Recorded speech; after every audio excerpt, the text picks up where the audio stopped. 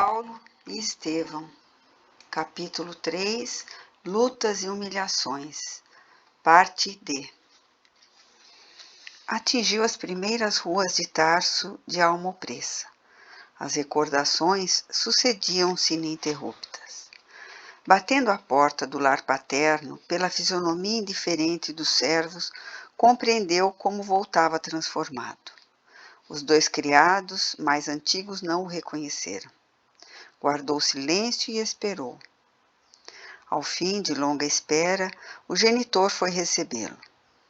O velho Isaque, amparando-se ao cajado nas adiantadas expressões de um reumatismo pertinaz, não dissimulou um gesto largo de espanto.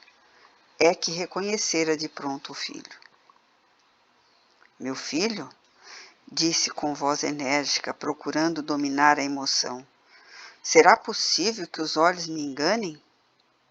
Saulo abraçou-o afetuosamente, dirigindo-se ambos para o interior. Isaque sentou-se e, buscando penetrar o íntimo do filho com o olhar percussiente, interrogou em tom de censura. Será que estás mesmo curado? Para o rapaz, tal pergunta era mais um golpe desferido na sua sensibilidade afetiva. Sentia-se cansado, derrotado, desiludido. Necessitava de alento para recomeçar a existência de um idealismo maior, e até o pai o reprovava com perguntas absurdas. Ansioso de compreensão, retrucou de maneira comovedora. Meu pai, por piedade, acolhei-me. Não estive doente, mas sou agora necessitado pelo espírito. Sinto que não poderei reiniciar minha carreira na vida sem algum repouso. Estendei-me vossas mãos. Conhecendo a austeridade paterna e a extensão das próprias necessidades naquela hora difícil do seu caminho, o ex-doutor de Jerusalém humilhou-se inteiramente, pondo na voz toda a fadiga que se lhe represava no coração. O ancião israelita contemplou-o firme, solene e sentenciou sem compaixão. Não estiveste doente? Que significa então a triste comédia de Damasco? Os filhos podem ser ingratos e conseguem esquecer, mas os pais, se nunca os retiram do pensamento, sabem sentir melhor a crueldade do seu proceder. Não te doeria ver-nos vencidos e humilhados com a vergonha que lançaste sobre nossa casa? Ralada de desgostos, tua mãe encontrou lenitivo na morte. Mas eu? Acreditas-me insensível à tua deserção?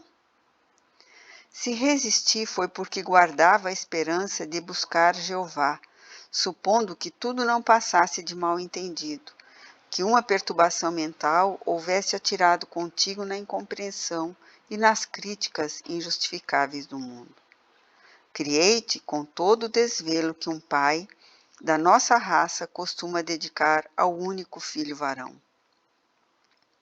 Sintetizavas gloriosas promessas para a nossa estirpe. Sacrifiquei-me por ti. Como leite de afagos, não poupei esforços para que pudesse contar com os mestres mais sábios.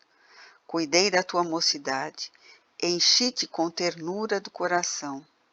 E é desse modo que retribuis as dedicações e os carinhos do lar? Saulo podia enfrentar muitos homens armados, sem abdicar a coragem desassombrada que lhe assinalava as atitudes. Podia verberar o procedimento condenável dos outros, ocupar a mais perigosa tribuna para o exame das hipocrisias humanas. Mas, diante daquele velhinho que não mais podia renovar a fé e considerando a amplitude dos seus sagrados sentimentos paternais, não reagiu e começou a chorar. Choras? Continuou o ancião com grande secura. Mas eu nunca te dei exemplos de covardia. Lutei com heroísmo nos dias mais difíceis para que nada te faltasse. Tua fraqueza moral é filha do perjúrio da traição. Tuas lágrimas vem do remorso inelutável. Como enveredaste assim pelo caminho da mentira execrável? Com que fim engendraste a cena de Damasco para repudiar os princípios que te alimentaram do berço? Como abandonar a situação brilhante do rabino, de quem tanto esperávamos, para arvorar-se em companheiro de homens desclassificados que nunca tiveram a tradição amorosa de um lar? Ante as acusações injustas, o moço tarcense soluçava, talvez pela primeira vez na vida.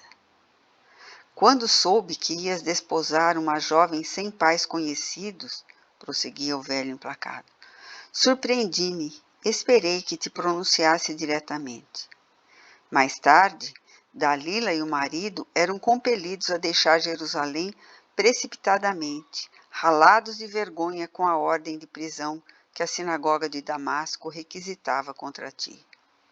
Várias vezes conjeturei se não seriam essa criatura inferior que elegeste a causa de tamanhos desastres morais. Há mais de 3 anos levanto-me diariamente para refletir no teu criminoso proceder em detrimento dos mais sagrados deveres. Ao ouvir aqueles conceitos injustos à pessoa de Abigail, o rapaz cobrou ânimo e murmurou com humildade: Meu pai, essa criatura era uma santa. Deus não a quis neste mundo.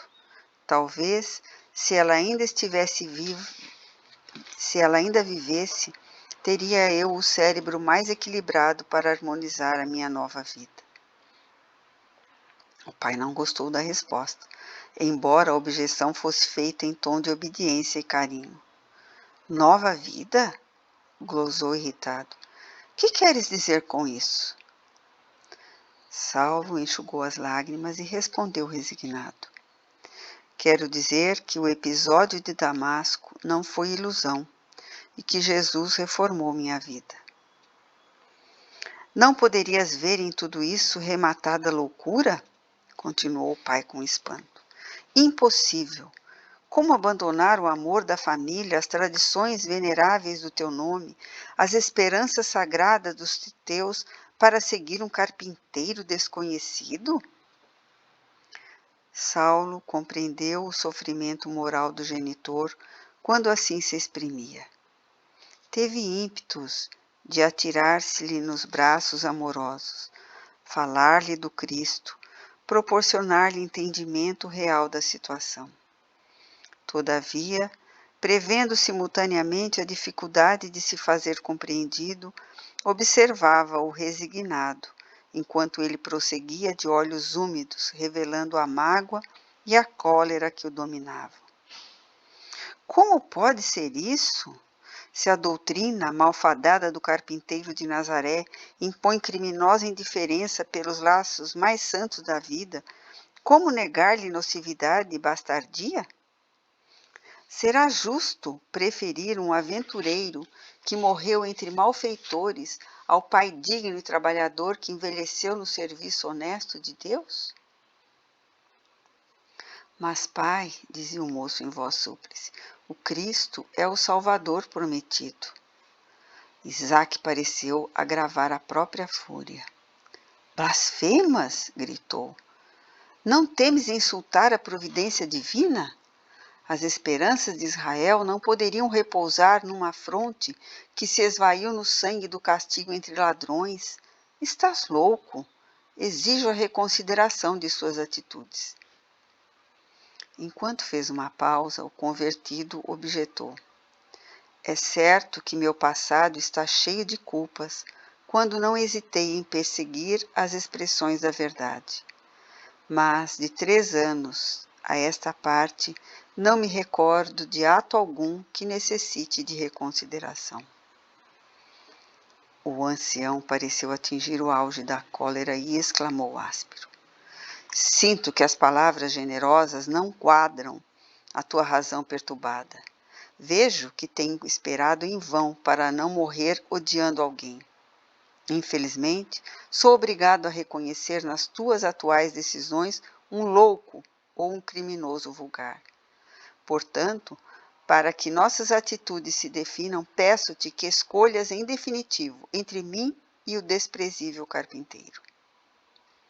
A voz paternal, ao enunciar semelhante intimativa, era abafada, vacilante, evitando profundo sofrimento. Saulo compreendeu e em vão procurava um argumento conciliador. A incompreensão do pai angustiava-o. Nunca refletiu tanto e tão intensamente no ensino de Jesus sobre os laços de família. Sentia-se inteiramente ligado ao generoso velhinho. Queria ampará-lo na sua rigidez intelectual, abrandar-lhe a feição tirânica, mas compreendia as barreiras que se antepunham aos seus desejos sinceros. Sabia com que severidade fora formado o seu próprio caráter. Pré-julgando a inutilidade dos apelos afetivos, murmurou entre humilde e ansioso: Meu pai, ambos precisamos de Jesus. O velho inflexível endereçou-lhe um olhar austero e retrucou com aspereza: Tua escolha está feita. Nada tens a fazer nesta casa. O velhinho estava trêmulo. Via-se-lhe o esforço espiritual para tomar aquela decisão. Criado nas concepções intransigentes da lei de Moisés, Isaque sofria como pai. Entretanto, expulsava o filho, depositário de tantas esperanças, como se cumprisse um dever. O coração amoroso sugeria-lhe piedade, mas o raciocínio do homem, encarcerado nos dogmas implacáveis da raça, abafava-lhe o impulso natural. Saulo contemplou-o em atitude silenciosa e suplicante. O lar era a derradeira esperança que ainda lhe restava. Não queria crer na última perda. Cravou no ancião os olhos quase lacrimosos e, depois de longo minuto de expectação, implorou num gesto comovedor que lhe não era habitual. Falta-me tudo, meu pai. Estou cansado e doente. Não tenho dinheiro algum. Necessito da piedade alheia. E acentuando a queixa dolorosa: Também vós me expulsais? Isaque sentiu que a rogativa lhe vibrava no mais íntimo do coração. No entanto, julgando talvez que a energia era mais eficiente que a ternura, no caso, respondeu secamente: Corrige as tuas impressões, porque ninguém te expulsou. Foste tu que votaste os amigos e os afetos mais puros ao supremo abandono. Tens necessidades? É justo que peças ao carpinteiro as providências acertadas. Ele que fez tamanhos absurdos terá poder bastante para valer-te. Imensa dor represou-se no espírito do ex-rabino. As alusões ao Cristo doíam-lhe muito mais que as reprimendas diretas que recebera. Sem conseguir refrear a própria angústia, sentiu que lágrimas ardentes rolavam-lhe nas faces queimadas pelo sol do deserto. Nunca experimentara pranto mais amargo. Nem mesmo na cegueira angustiosa, consequente à visão de Jesus, chorara tão penosamente. Não obstante, esquecido em uma pensão, sem nome, cego e acabrunhado, sentia a proteção do Mestre que o convocara ao seu divino serviço. Guardava a impressão de estar mais perto do Cristo. Regozijava-se nas dores mais acerbas, pelo fato de haver recebido, às portas de Damasco, o seu apelo glorioso e direto. Todavia, depois de tudo, procurava em vão apoio nos homens para iniciar a sagrada tarefa. Os mais amigos recomendavam-lhe a distância. Por último, ali estava o pai, velho e abastado, a recusar-lhe a mão no instante mais doloroso da vida. Expulsava-o. Manifestava aversão por suas ideias regeneradoras. Não lhe tolerava a condição de amigo do Cristo. No pranto que lhe borbulhava dos olhos, recordou-se, porém, de Ananias. Quando todos o abandonavam em Damasco, surgira o mensageiro do Mestre, restituindo-lhe o bom ânimo. Seu pai falara-lhe ironicamente dos poderes do Senhor. Sim, Jesus não lhe faltaria com os recursos indispensáveis. Lançando ao genitor um olhar inovidável, disse humildemente: Então adeus, meu pai. Dizeis bem, porque estou certo de que o Messias não me abandonará. A passos indecisos, aproximou-se da porta de saída. Vagou o olhar nevoado de pranto pelos antigos adornos da casa. A poltrona de sua mãe estava na posição habitual. Recordou o tempo em que os olhos maternos liam para ele as primeiras noções da lei. Julgou divisar-lhe a sombra a lhe acenar com amoroso sorriso. Jamais experimentara tamanho vácuo no coração. Estava só. Teve receio de si mesmo, porque jamais se vira em tais conjunturas. Depois da meditação dolorosa, retirou-se em silêncio. Olhou indiferente o movimento da rua, como alguém que houvesse perdido todo o interesse de viver. Não dera ainda muitos passos no seu incerto destino, quando ouviu chamarem-no com insistência. Deteve-se à espera e verificou tratar-se de velho servidor do pai que corria ao seu encalço. Em poucos instantes, o criado entregava-lhe uma bolsa pesada, exclamando em tom amistoso: Vosso pai manda este dinheiro como lembrança. Saulo experimentou no íntimo a revolta do homem velho. Imaginou invocar a própria dignidade para devolver a dádiva humilhante. Assim, procedendo, ensinaria ao pai que era filho e não mendigo. Dar-lhe-ia uma lição, mostraria o valor próprio, mas considerou ao tempo que as provações rigorosas talvez se verificassem com o assentimento de Jesus, para que seu coração, ainda voluntarioso, aprendesse a verdadeira humildade. Sentiu que havia vencido muitos tropeços, que se havia mostrado superior em Damasco e em Jerusalém, que dominara as hostilidades do deserto, que suportara a ingratidão dos climas e as canseiras dolorosas, mas que o Mestre agora lhe sugeria a luz consigo mesmo, para que o homem do mundo deixasse de existir, ensejando o renascimento do coração enérgico, mas amoroso e terno do discípulo. Seria, talvez, a maior de todas as batalhas.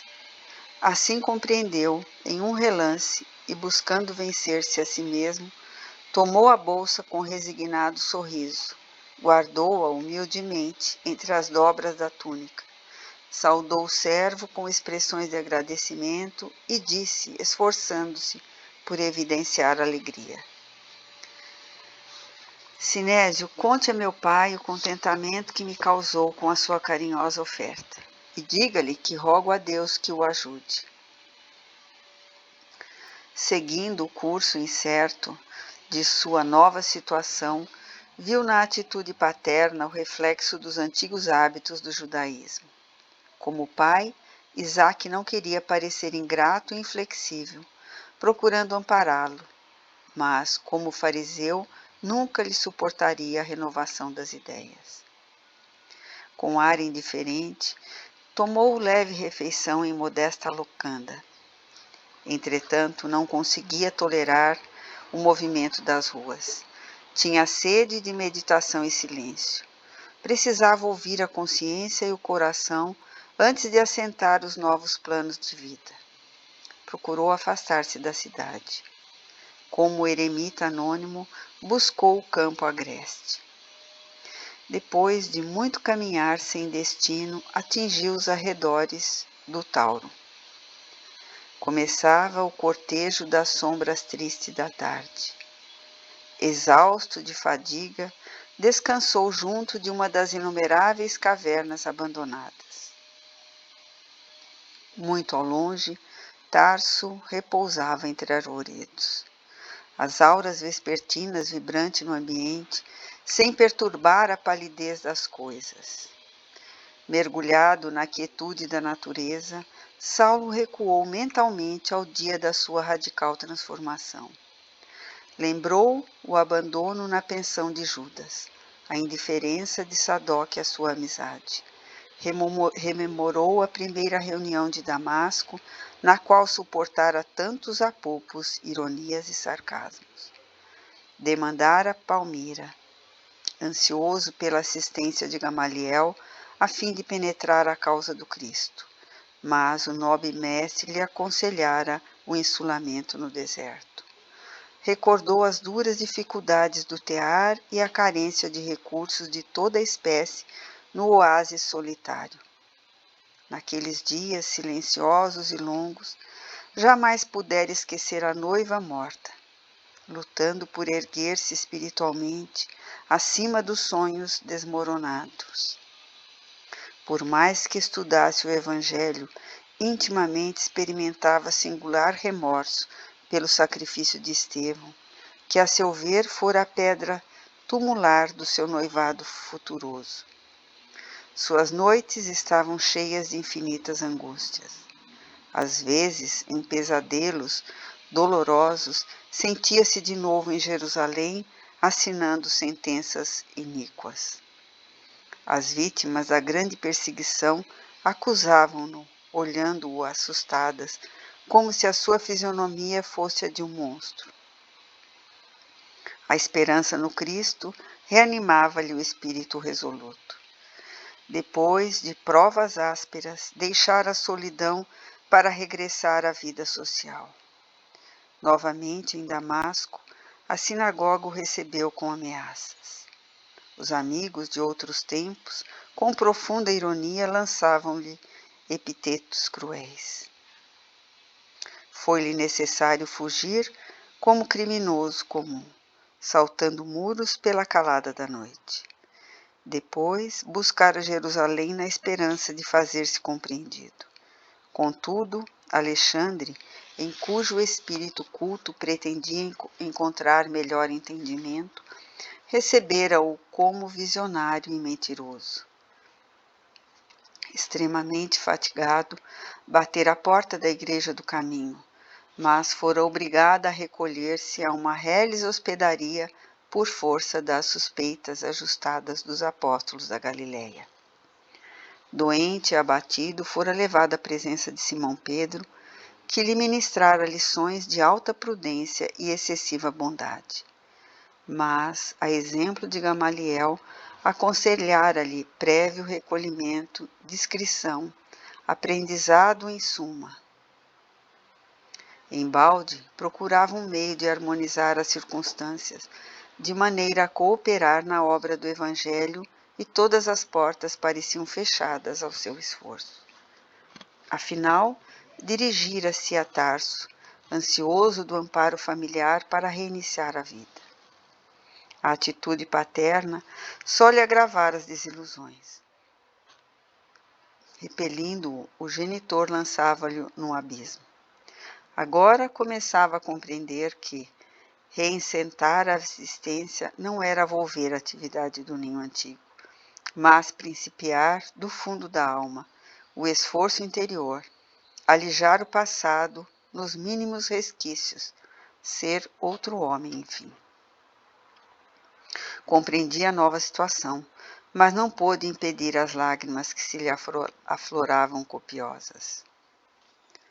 Quando deu acordo de si, a noite havia fechado de todo. O céu oriental resplandecia de estrelas. Ventos suaves sopravam de longe, refrescando-lhe a fronte encandecida. Acomodou-se como pôde, entre as pedras agrestes, sem coragem de eximir-se ao silêncio da natureza amiga. Não obstante, prosseguir no curso de suas amargas reflexões, sentia-se mais calmo. Confiou ao mestre as preocupações acerbas. Pediu o remédio da sua misericórdia, e procurou manter-se em repouso. Após a prece ardente, cessou de chorar, figurando-se-lhe de uma força superior e invisível e balsamizava as chagas da alma opressa. Breve, em doce quietude do cérebro dolorido, sentiu que o sono começava a empolgá-lo. Suavíssimas sensações de repouso proporcionava-lhe grande alívio. Estaria dormindo? Tinha a impressão de haver penetrado uma região de sonhos deliciosos. Sentia-se ágil e feliz. Tinha a impressão que fora arrebatado a uma campina, tocada de luz primaveril, isenta e longe deste mundo. Flores brilhantes, como feitas de névoa colorida, desabrochavam ao longo de estradas maravilhosas, rasgadas na região banhada de claridades indefiníveis. Tudo lhe falava de um mundo diferente. Aos seus ouvidos toavam harmonias suaves, dando ideia de cavatinas executadas ao longe, em harpas e alaúdes divinos.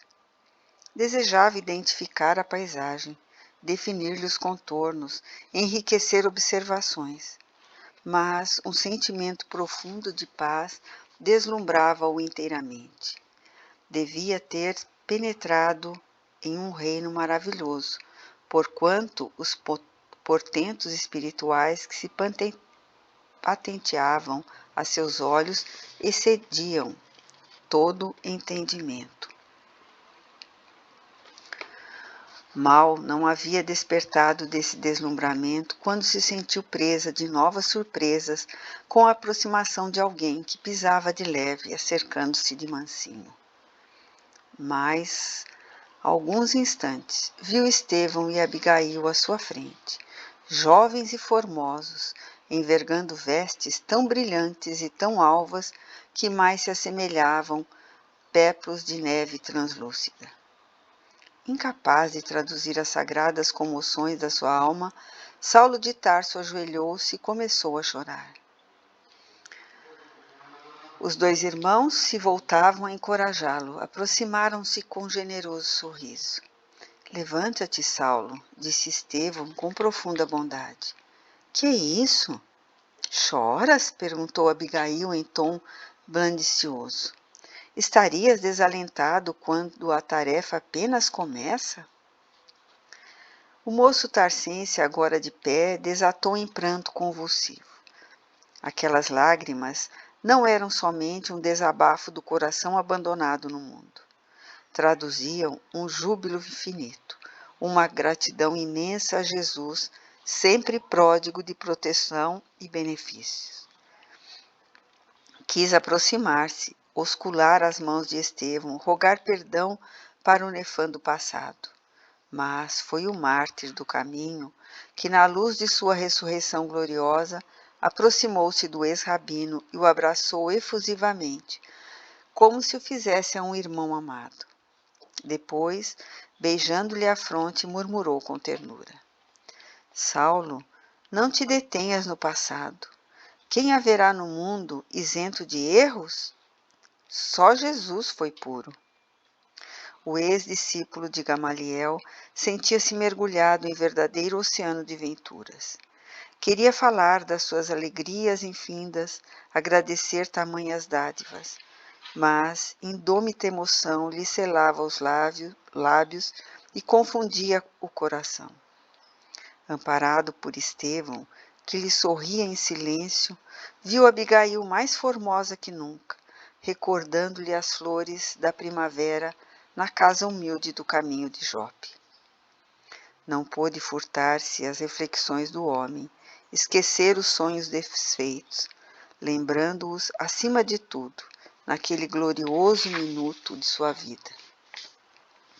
Pensou no lar que poderia ter construído, no carinho com que a jovem de Corinto lhe cuidaria dos filhos afetuosos, no amor insubstituível de sua dedicação, que sua dedicação lhe poderia dar. Compreendendo-lhe, porém, os mais íntimos pensamentos, a noiva espiritual aproximou-se, tomou-lhe a destra calejada nos labores rudes do deserto e falou comovidamente: Nunca nos faltará um lar. Temo-los no coração de quantos vierem à nossa estrada. Quanto aos filhos, temos a família imensa que Jesus nos legou em sua misericórdia.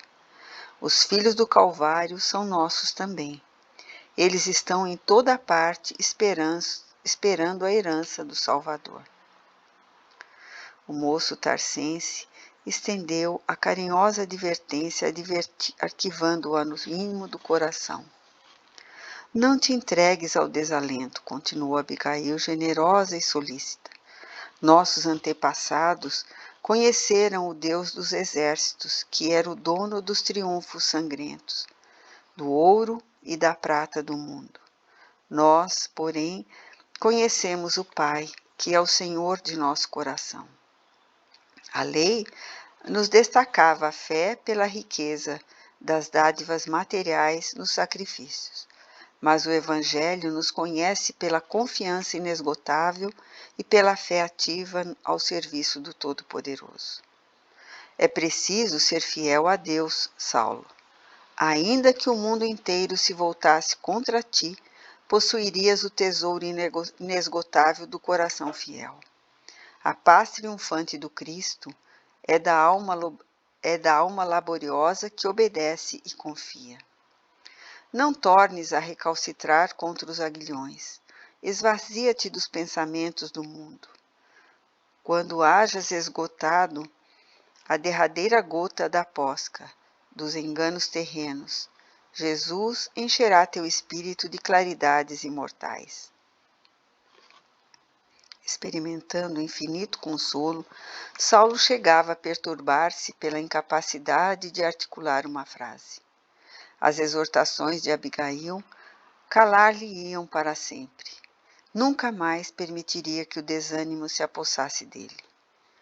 Enorme esperança represava-se agora em seu íntimo.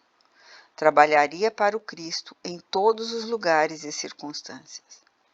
O Mestre sacrificara-se por todos os homens.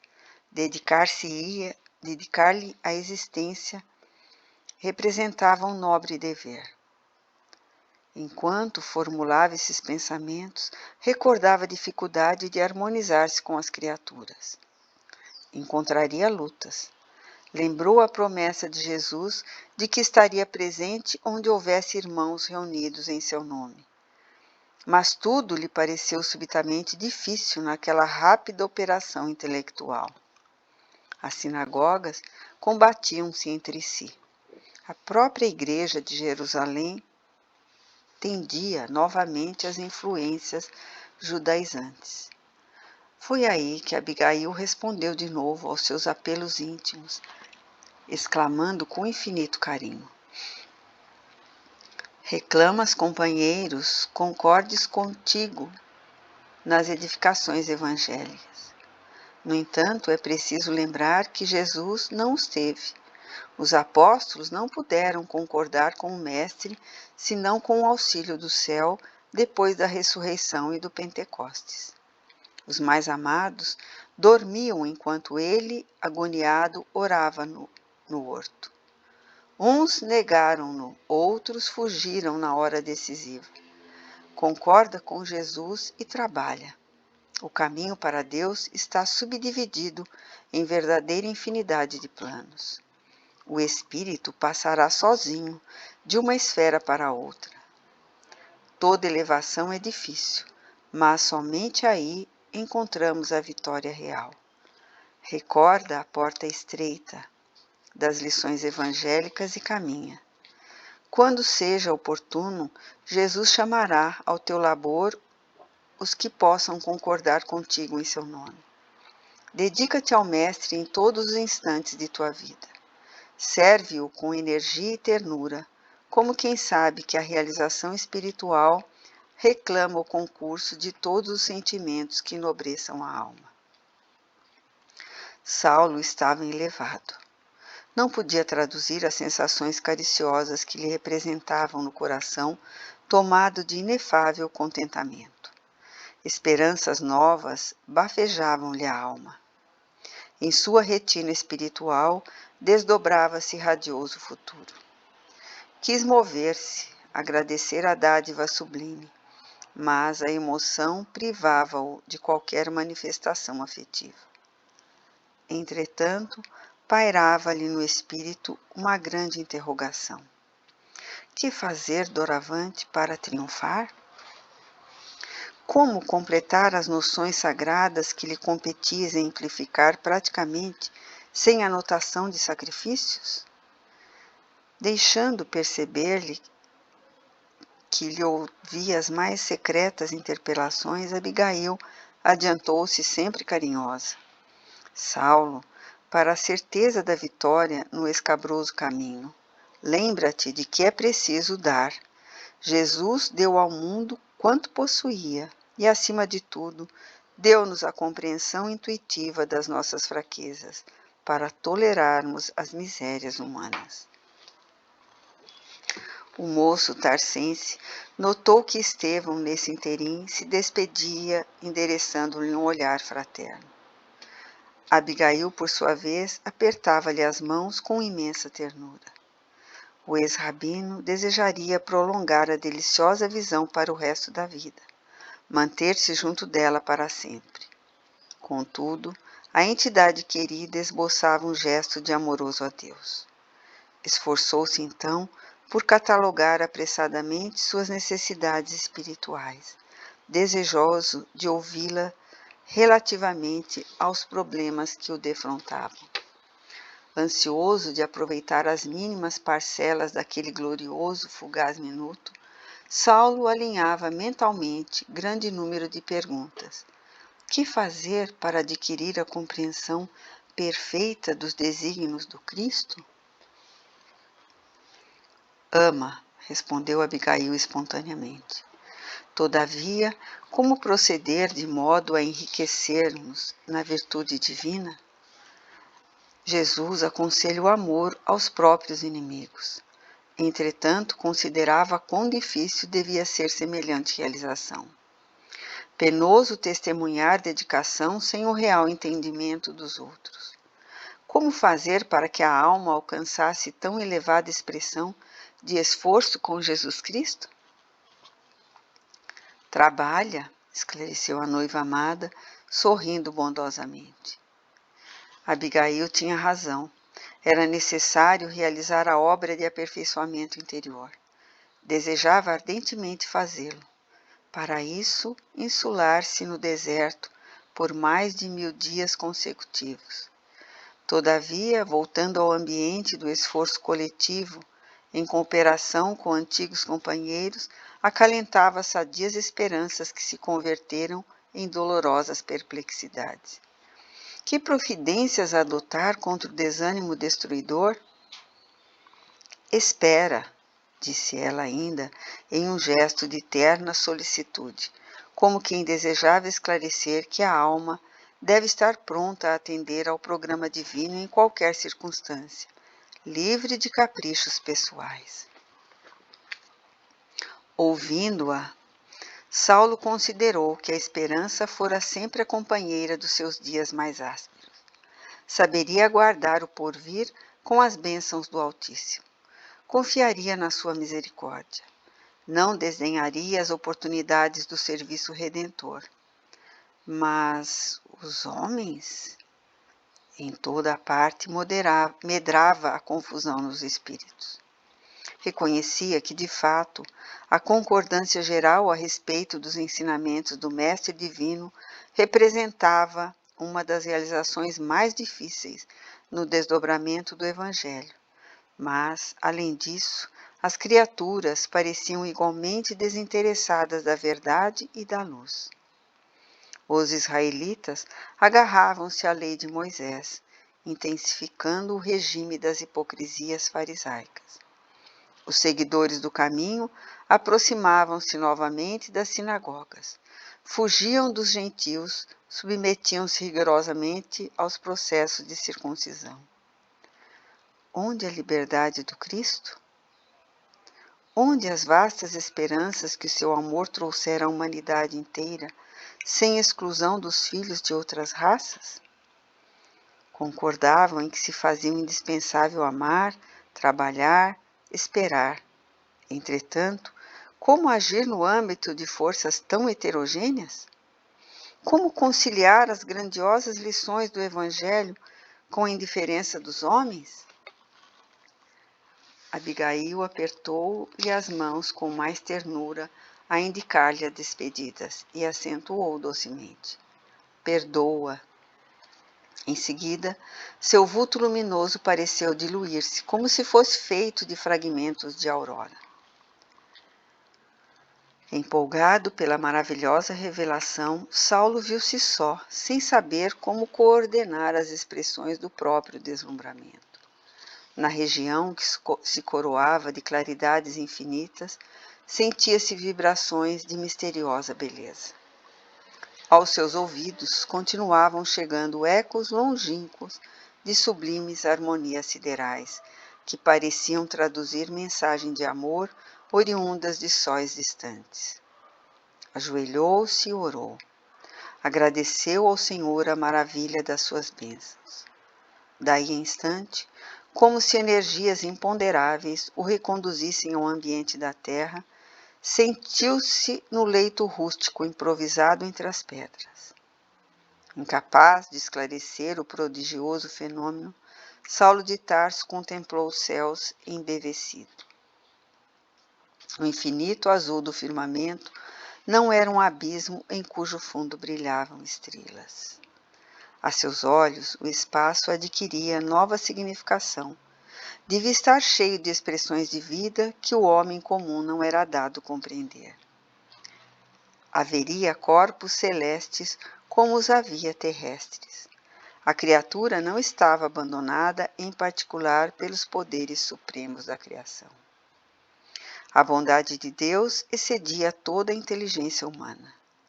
Os que se haviam libertado da carne voltavam do plano espiritual por confortar os que permaneciam à distância. Para Estevão, ele fora verdugo cruel, para Abigail, noivo ingrato.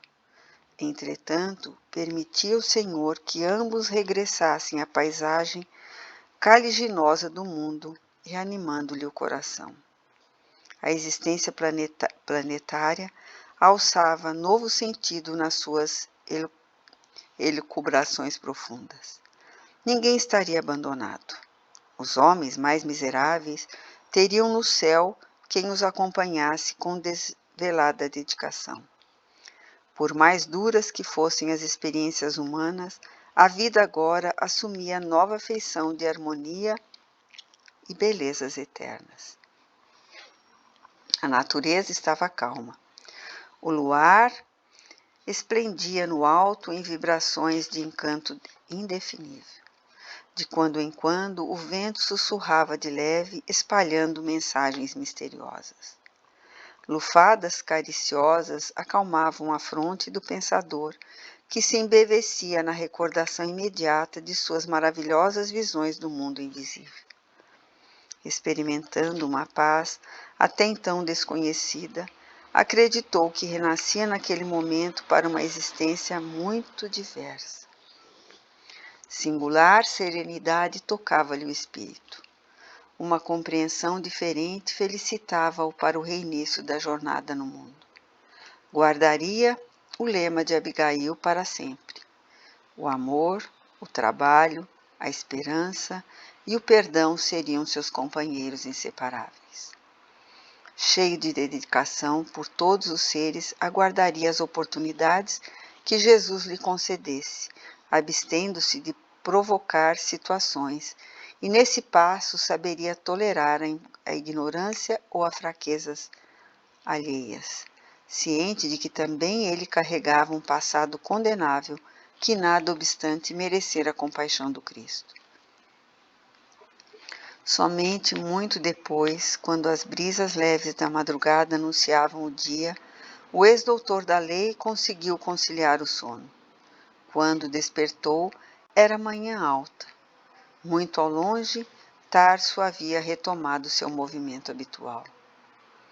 Ergueu-se encorajado como nunca. O O colóquio espiritual com Estevão e Abigail renovara-lhe as energias. Lembrou instintivamente a bolsa que o pai lhe havia mandado. Retirou-a para calcular as possibilidades financeiras de que podia dispor para novos cometimentos. A dádiva paterna fora abundante e generosa. Contudo, não conseguia atinar de pronto com a decisão preferível. Depois de muito refletir, decidiu adquirir um tear. Seria o recomeço da luta. A fim de consolidar as novas disposições interiores, julgou útil exercer em Tarso o mistério de tecelão, visto que ali, na terra do seu berço, se ostentara como intelectual de valor e aplaudido atleta.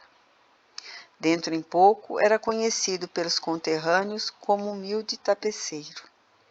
A notícia teve desagradável repercussão no lar antigo, motivando a mudança do velho Isaac, que após deserdá-lo ostensivamente, transferiu-se para uma de suas propriedades à margem de Eufrates, onde esperou a morte junto de uma filha, incapaz de compreender o primogênito muito amado.